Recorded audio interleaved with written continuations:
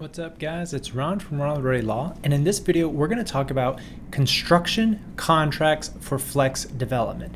Now, this can apply to any type of construction project, but specifically I'm going to go through a contractor agreement. If you're going to hire a GC, this could be suitable to any other type of subcontractor, but in general, these are the top tips to look out for when you're writing or reviewing a contractor agreement for industrial construction. This is a basic one that I get a lot of issues for. I would still probably clean this up, but in terms of first principles, this is going to get you the most bang for your buck. Okay, you need to make sure that the contract name matches. So here it's called a contractor agreement, and then right away on page 1 it says services agreement. So make sure these match, contractor and services. The date of execution, we probably would change it and say it's effective as of the date of last executed between the contractor, supplier, and the owner here, LLC. We can do a little bit of recitals because it does help clarify the scope of, are we doing new construction? Are we doing heavy renovation? Are we installing a pad site, that sort of thing. Suppliers, material suppliers do have a different scope if they're solely providing materials according to a certain timeline. Also, if they're custom manufacturing off-site, those do create different requirements than a plumber who's coming on site to install plumbing. So two different issues.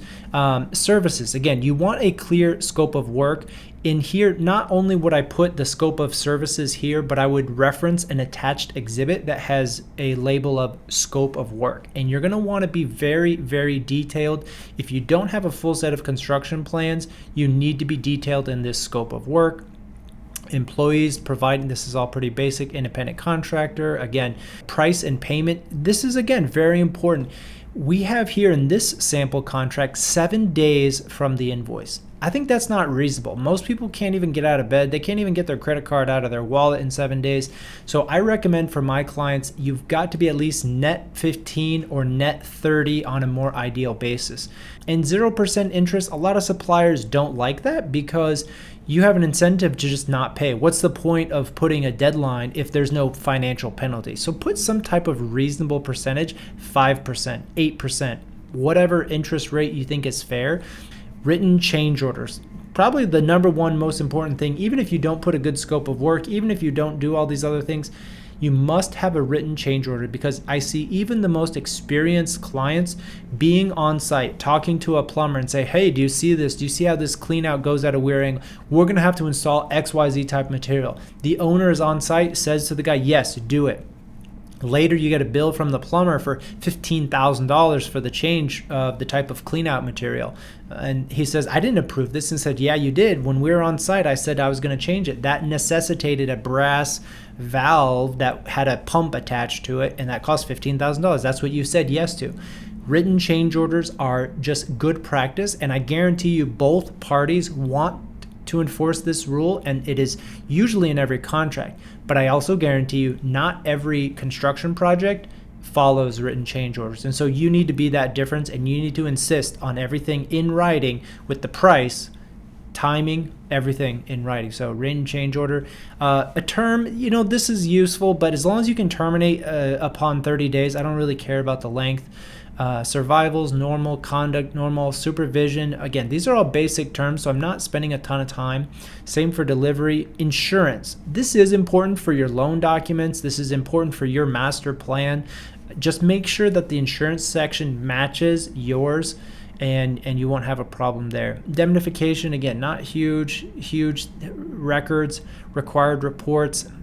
Termination anytime or no reason at all. 12 days written notice. I'm not sure where that date came from, but that works for both sides.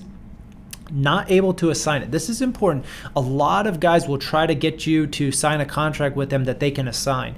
And then what that essentially means is they're going to sign it out to somebody for a lower fee. You do not want that. If you're hiring a contractor, that's a specific person that you're expecting to do the work, and you want them to be responsible. So you don't want to let the contractors assign. That said, as an owner, you may want to assign the contract because you might sell your property. You might sell your construction project midway through, and you want this agreement to be assignable to your assignees. Waiver, entire conflict, again, state of Texas. Nothing really here. Notices. I also add a very critical section, which is with the required notice to your lawyer. That has saved my clients many times that a notice is invalid because they didn't copy the attorney. So be sure to pop in required notice to your attorney. Signatures. You can have it notarized. If you want to record this document, then you're going to need to get it notarized. If you don't care about recording or you don't want it to be recorded, then I would take the notary block off.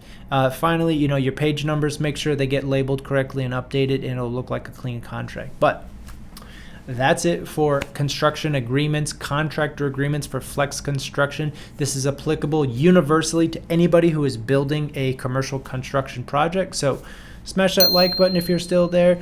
Have a great day, folks, and we'll see you next time.